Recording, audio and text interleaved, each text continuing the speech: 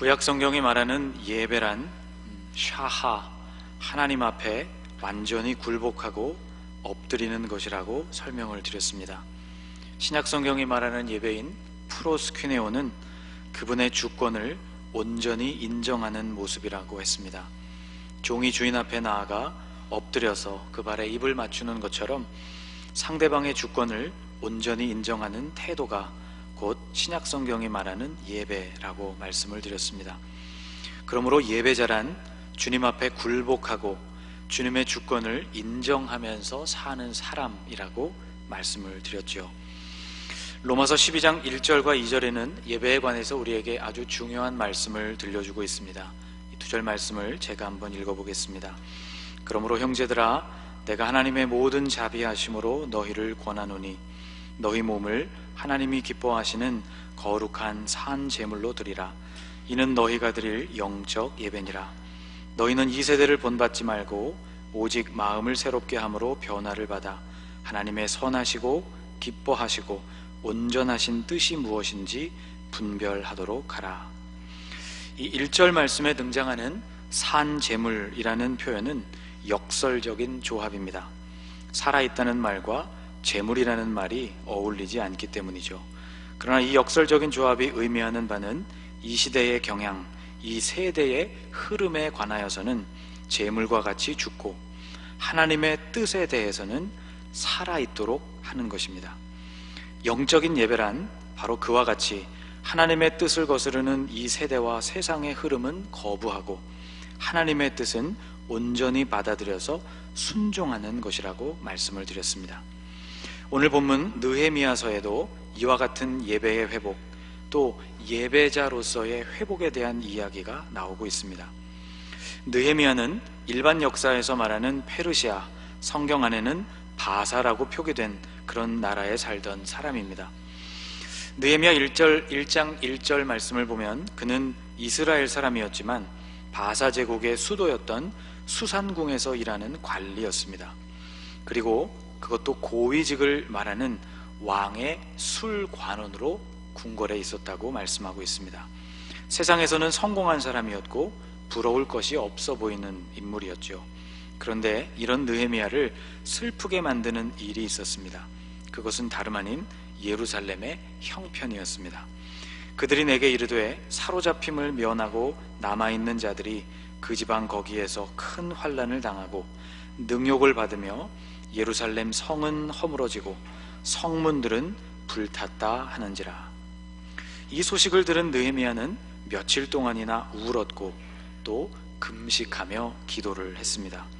내가 이 말을 듣고 앉아서 울고 수일 동안 슬퍼하며 하늘의 하나님 앞에 금식하며 기도하여.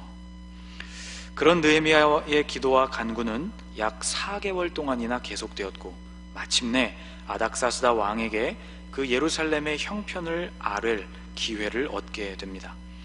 놀랍게도 아닥사스다 왕은 무너진 예루살렘 성벽을 다시 세우기에 필요한 모든 것들을 공급해 주기로 했습니다. 기간을 허락해 주었고 왕의 명령이 기록된 조서를 써 주었고 건축에 사용할 수 있는 제목을 내주었고 구하지 않았던 군대 장관과 그가 이끄는 호위병들까지 내어주게 된 것이죠. 이처럼 든든한 왕의 지지와 후원을 힘입어서 느헤미야는 예루살렘에 도착합니다. 그러나 도착한 이후로 그는 숱한 반대자들의 공격과 방해를 받아야만 했습니다. 그러나 이런 비웃음들 그리고 계략, 느헤미야를 죽이려는 여러 가지 음모에도 불구하고 느헤미야와 백성들은 온전히 한 마음이 되어서 기적과 같이 52일 만에 무너진 성벽을 다시 쌓게 됩니다.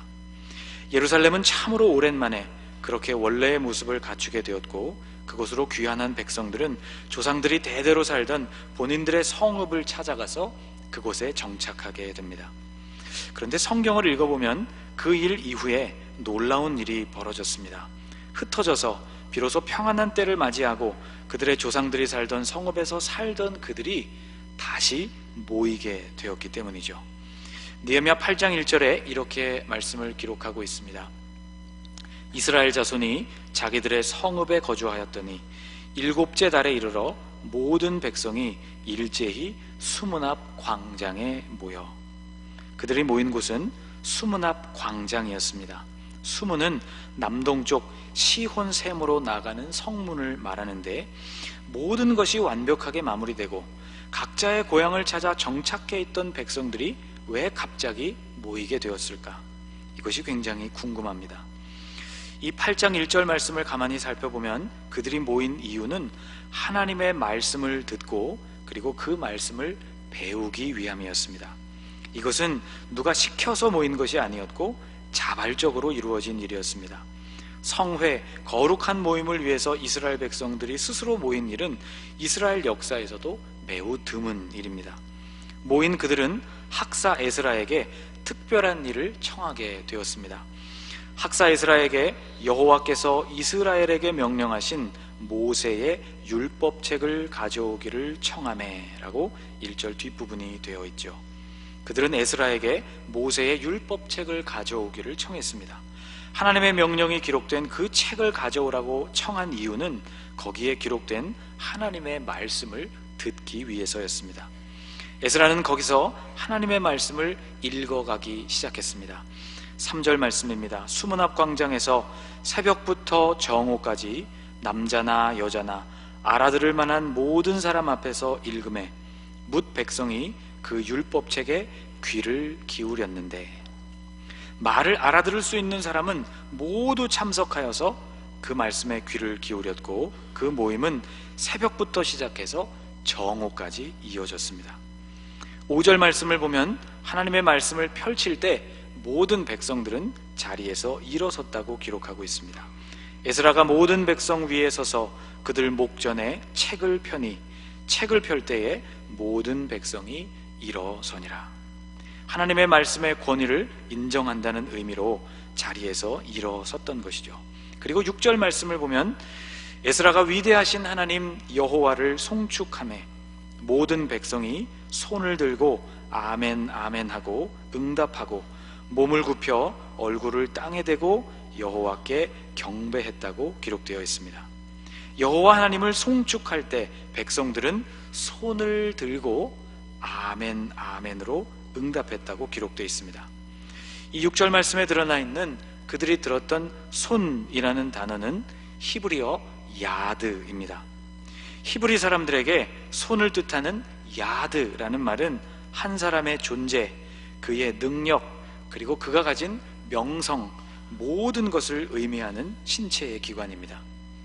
지난 수요일 새벽에 자신의 손을 세웠던 사울의 이야기를 여러분에게 들려드렸죠.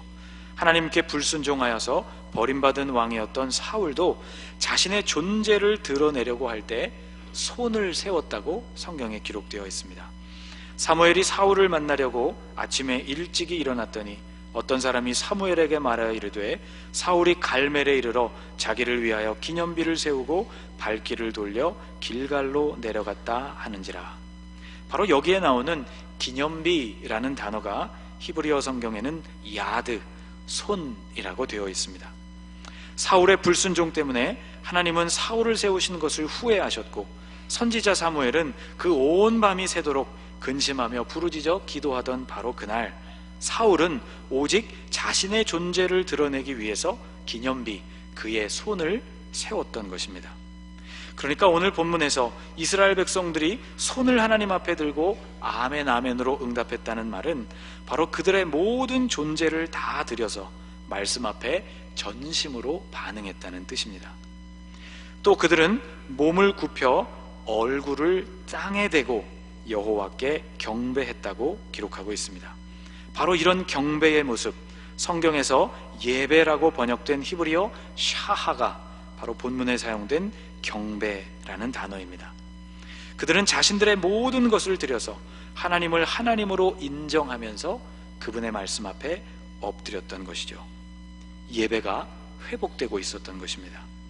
7절과 8절 말씀을 보면 그들은 서 있는 채로 그 말씀에 대한 해석을 들었다고 했습니다. 우리 두 절을 같이 한번 읽어볼까요?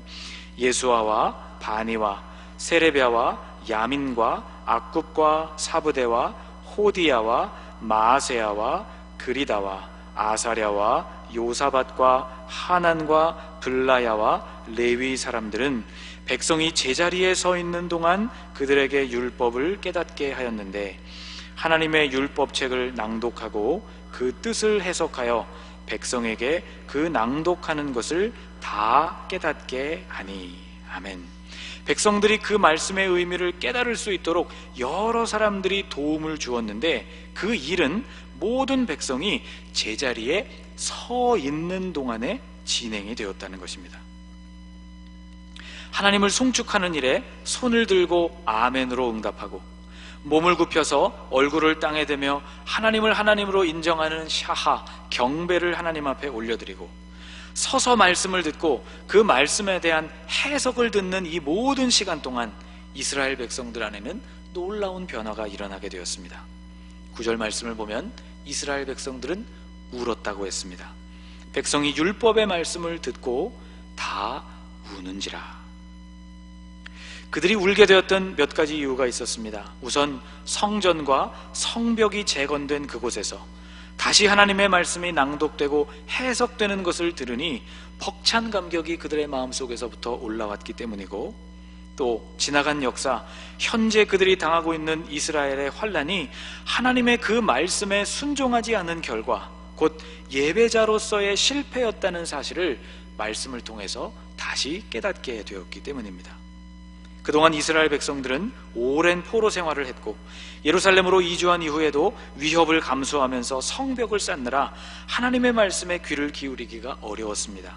그런데 이제 성벽을 완공한 이후 자신들이 어떻게 살아야 하는지를 비로소 하나님의 말씀 안에서 발견하게 되었던 것입니다.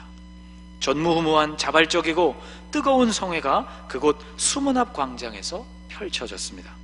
백성들은 회개의 눈물, 감격의 눈물을 흘렸고 죄로 인해서 애통하는 마음과 더불어 회복시키시는 주님으로 인한 기쁨이 그들의 마음에 충만했습니다.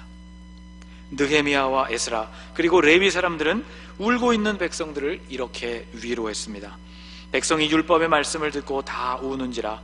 총독 느헤미야와 제사장 겸 학사 에스라와 백성을 가르치는 레위 사람들이 모든 백성에게 이르기를, 오늘은 너희 하나님 여호와의 성일이니 슬퍼하지 말며 울지 말라 하고. 거룩한 주님의 날에 우리가 눈물만 흘릴 수는 없다고 말하면서 이제 우리가 깨달았다면 다시 일어서서 하나님의 뜻을 행하기 위해서 힘을 내야 할 것이라고 백성들을 위로했습니다. 이어지는 10절에 이렇게 나와 있습니다. 같이 읽어보겠습니다. 느헤미야가 또 그들에게 이르기를, 너희는 가서 살찐 것을 먹고 단 것을 마시되 준비하지 못한 자에게는 나누어 주라. 이날은 우리 주의 성일이니 근심하지 말라. 여호와로 인하여 기뻐하는 것이 너희의 힘이니라 하고. 아멘. 하나님으로 인하여 기뻐하는 것이 너희의 힘이라고 말하면서 느헤미야는 살찐 것을 먹고 그리고 단 것을 마시라고, 몸을 돌보고 기운을 차려서 그 다음에 일어날 역사를 가능하게 하라고 백성들을 권면하고 있습니다. 그런데 이 10절 말씀을 자세히 들여다보면 느헤미야는 먹을 것과 마실 것을 미처 준비하지 못한 자들에게는 준비한 자들이 나누어 주라고 명령하고 있습니다. 가난한 자들, 그래서 준비하지 못한 자들, 혹은 시간이 촉박해서 미처 준비하지 못한 자들과 함께 준비한 자들로부터 음식을 나누어 먹으라는 말씀이죠. 백성들은 만든 음식을 함께 나누어 먹으면서 그날 눈물도 흘리고 사랑 안에서 다시 하나가 되었습니다. 이 말씀들을 가만히 살펴보면 백성들을 하나로 결집시킨 것은 두 가지였음을 알 수 있습니다. 선포된 하나님의 말씀 안에서 예배를 회복하면서 그들이 주님 안에서 하나가 되었고, 그리고 사랑을 나누면서 하나가 되었습니다. 여러분, 올해 우리 교회의 표어가 사랑 안에서 자라는 교회입니다. 이것은 성도들이 서로 연결되고 결합돼서 사랑 안에서 그것이 이루어질 때 모든 면에서 그리스도의 충만한 분량에까지 자라간다는 목표입니다. 우리가 첫째, 주님의 뜻 앞에 엎드리는 예배자가 될 때 이 일은 가능할 것이고, 둘째, 사랑 안에서 우리가 연합하게 될 때, 그래서 온전한 하나로 연결되고 결합될 때 이 놀라운 역사는 이루어질 것입니다. 그렇게 되면 범사의 예수 그리스도의 모습으로 자라가는 일에 우리는 한 걸음 더 다가가게 될 것입니다. 13절 이하의 말씀을 보면 그 이튿날 지도자들과 레위 사람들은 다시 모여서 하나님의 말씀을 연구합니다. 그리고 그 말씀 안에서 그들은 초막절에 대한 규례를 발견하게 됩니다. 그리고 그 말씀을 읽게 될 때 말씀을 연구하고 있던 바로 그때가 마침 초막절을 지켜야 하는 시기였음을 비로소 그들이 깨닫게 됩니다. 초막절은 현대 양력으로 치면 9월에서 10월 사이에 들어있는 절기인데 집이 아니라 임시 거처인 초막에서 지내는 절기를 뜻합니다. 엉성하게 지어진 초막에서 먹기도 하고 자기도 하면서 출애굽 시대 광야에서 지냈던 40년을 기억하고 또 그곳에서 이스라엘을 향한 하나님의 돌보심을 기억하고 그들을 가나안 약속의 땅으로 인도해 주셨던 하나님의 은혜를 기억하는 절기, 그것이 바로 초막절기였습니다.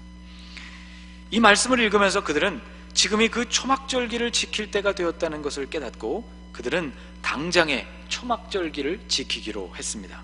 17절에 이렇게 기록되어 있습니다. 사로잡혀 갔다가 돌아온 회중이 다 초막을 짓고 그 안에 거하니 눈의 아들 여호수아 때로부터 그날까지 이스라엘 자손이 이같이 행한 일이 없었으므로 이에 크게 기뻐하며, 여호수아 이래로 유례 없는 초막절기가 대대적으로 전국적으로 지켜지게 되었습니다. 그들은 하나님의 말씀을 듣고 그저 그 말씀 앞에서 울며 감정적으로 반응하고 감격했던 것에서 그치지 않고 예배자로서의 삶, 즉 하나님의 뜻에 따라 순종하는 삶에까지 나아갔다는 것을 우리에게 말씀해주고 있는 것이죠. 여러분, 오늘 새해를 맞이하고 두 번째로 지키는 주일입니다. 제가 12월 마지막 주일인가 예언 비슷하게 여러분에게 이런 말씀을 드린 적이 있죠. 연말이 되면 성탄 분위기와 새해 분위기 때문에 우리 마음이 들뜨게 되지만 1월 2일만 되면 그 들썩임과 감동이 언제 그랬냐는 듯이 다 사라져버릴 것이라고 말씀을 드린 일, 여러분 기억하십니까? 오늘이 벌써 1월 8일입니다. 새해를 맞았다는 느낌이 벌써 우리 가운데서 많이 사라져가고 있을 것입니다. 여러분 기억하십시다. 우리는 아직 새해의 시작점에 서 있다는 사실을 기억하시기를 바랍니다. 또 소중한 한 해가 오늘 우리에게 주어져 있습니다. 오늘 본문에 등장하는 이 이스라엘 백성들의 모습을 여러분 기억하셨으면 좋겠습니다. 그들은 말씀을 듣기 위해 모였고 그리고 그 말씀을 들으면서 손을 들고 또 주님의 임재 앞에 엎드리면서 주님의 주권을 인정했고 그 후에는 그 말씀을 따라서 행하면서 점차 온전한 예배자의 모습을 갖추어가고 성장하게 되었습니다. 사랑하는 여러분, 우리 안에도 올해 이와 같은 역사가 충만하게 일어날 수 있기를 소망합니다.